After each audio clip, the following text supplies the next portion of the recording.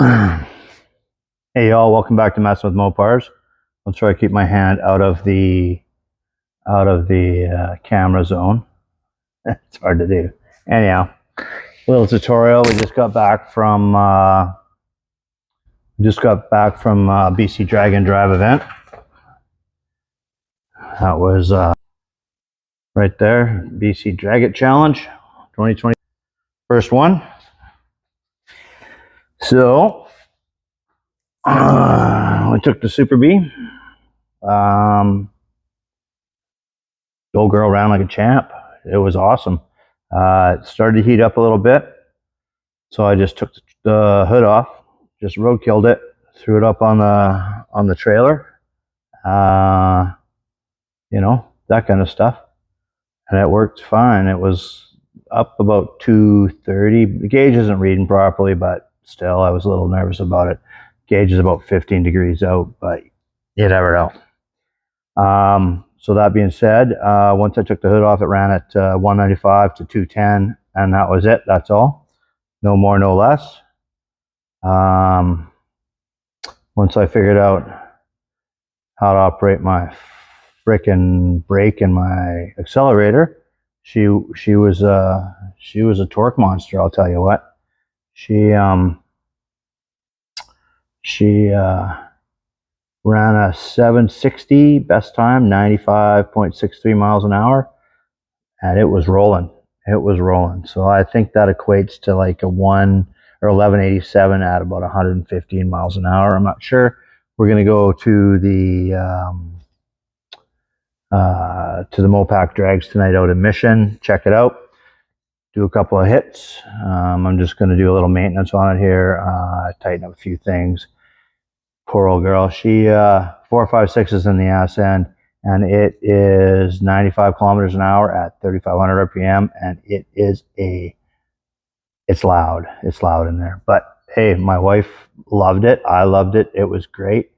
Pulled the trailer like nothing. Didn't even know it was there, I don't think. I was pretty happy with that. Pretty happy with that. I even got her changing tires and shit, right? Like, so that's awesome. I mean, it was a good run. It was a really good run. It was so much fun. So much fun. Such great people. Can't say enough. I wanna, where's Too Tall? We need Too Tall. Yeah, where's Too Tall Jones? There he is. Found him. See, he's right there. He's holding up the welding jacket. Yeah. There we go. So, Mark and Diane, the organizers of BC Dragit, want to thank you guys. I want to thank all the cool people that I met. You know, there were some, well, back to reality. There were some amazing people there, some amazing cars. It was good. It was really good. One of the tracks was a little sketchy, but hey, what the fuck, right? Nothing you can do about that. That's the way it should be. What else do I got to say about that?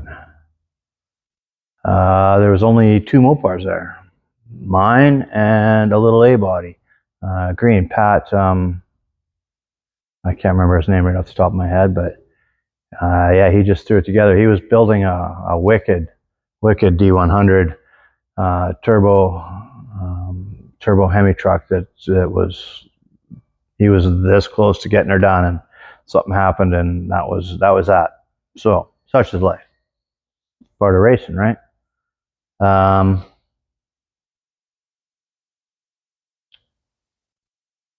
Yeah, I can't say enough about how well this car ran.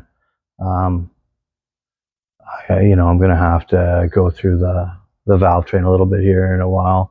I'll do a run tonight, and then Sunday I'll just double check all that stuff. I didn't open up the trailer, so let's go have a look at the trailer, and then we'll go from there. Oh, that's what I wanted to talk about. I wanted to talk about some of the cars that some of the locals had up there. There are some beautiful cars. I can't say enough. Prince George was Friday night. We were there Friday night, Friday afternoon, and then Friday night was their Mopac street legal kind of drags. which is really cool. And there were some beautiful cars coming in when we were leaving. Then when we got to Lillooet, 100 Mile House, pardon me, there's some amazing vehicles, just amazing. Excuse me, you wouldn't think that small towns would have that kind of iron up there, but they do. And then this one's for Wild Rose Garage. When we were in Lillooet, we drove by this dude's got a white Lark, just like yours, dude, Nolan, just like yours, and it's got I think it had an LS in it with a turbo. Things sounded gnarly. Seen it make a couple of runs.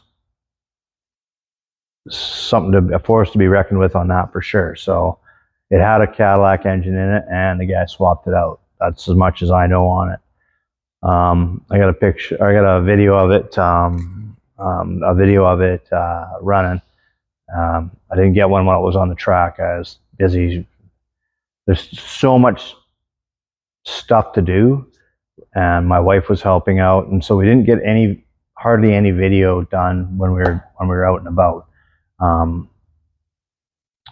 That's unfortunate. Next year I'm going to do things a little different. We were thrashing right up by, the next day or the night before, me and my buddy Chad were here till, I want to say 11 o'clock, just getting the final little doodads done, right? They just seem to jump out at you. And then we wired the trailer, got the trailer all wired, and then went to try it again, and boom, no signals, no brakes, no driving lights, nothing. And fortunately, we figured out it was something in the steering wheel, in the steering column. So I got to look at getting that. Thank you, Mopar. Thank you, Mom Mopar. Appreciate that.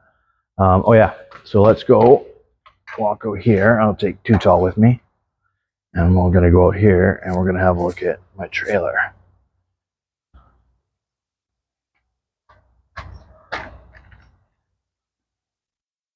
Let me raise you up a bit. I got a hand crank here, so I'm going to run. There it is. Oh. It's all aluminum, nice and light. I picked it up for like a steal of a deal. A steal of this old guy who bought it so that him and his wife could take it camping. So locks are on this side, one here, one here. Lid opens up this way. It opens up to about here, so you can get in and out pretty easily. It's got the big tires on it, so that's awesome. It's got LED lights on the back. It's the perfect size. Like I can't. It's perfect. It's the perfect size. I can get the drag radials in there. I can get my tools in there. There's 3 totes in there of stuff: electrical, fuel, and just miscellaneous stuff. It's perfect. You can just see the top of my head. That's perfect. There we go. And two 20 liter jugs of fuel. And this thing, the Super Bee didn't even know it was there. It was freaking amazing. It towed really well. Backing up, Armstrong steering, axles right at the back of the trailer,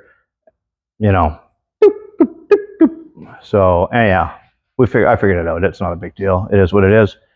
It's part of what we do. I can't wait for next year. It's going to be a hoot. I'm going to get a gear vendors. I'm going to put a gear vendors on it.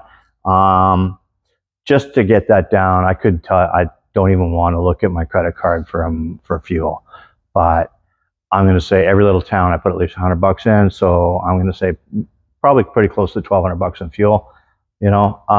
Worth it. Every mile. It was worth it. We got a reasonable rate on the hotels, which was awesome. So yeah. So that's all I got. Thanks for coming along for the ride. Sorry that I didn't get too much video. I got a few videos floating around Facebook. I'm going to try to figure out how to splice them together so that we can sort of have a little trilogy of what the racetracks were like. You know, maybe I'll try and put one or two from each track together. Michael Ann was doing a bang up job of making sure we're getting that filmed. The only one we didn't get was Cache Creek. Unfortunately, she had to work Friday morning for a few hours, so she had to stay down at the hotel. And FYI, they don't have a cab system in Cache Creek, so the nice lady that worked the desk at the hotel drove her up to the racetrack, and we want to thank her very much. We want to thank all the hotels, all the people involved, for Diana and Mark for organizing it. I can't wait for next year. Oh, Stick Magazine was there. There was a fella from Oregon was there who represented Stick Magazine, taking pictures, shooting video. He threw a camera up on top of my car up in Prince George. I did a couple of runs with it on there. Dude and dudettes, it was a great time. It was a great time. All right, thanks for hanging out. Thanks for coming along for the ride. I mean, hit like, subscribe, the notification bell, so you know when I've posted a video. We're gonna step this game up again, and we got a bunch of content. I got a whole bunch of ideas of what I want to do, starting with the turd. We got to get it braking properly and get it out of here. I'm tired of walking around it. I want to get that little D100 in here, and I want to get a 440 in it. I was going to put a 383 in it, but I'm going to slap a set of aluminum heads on a 440. I'll do some numbers first before I decide if I'm going to change the cam or not. And then we're going to make that truck a 4-speed.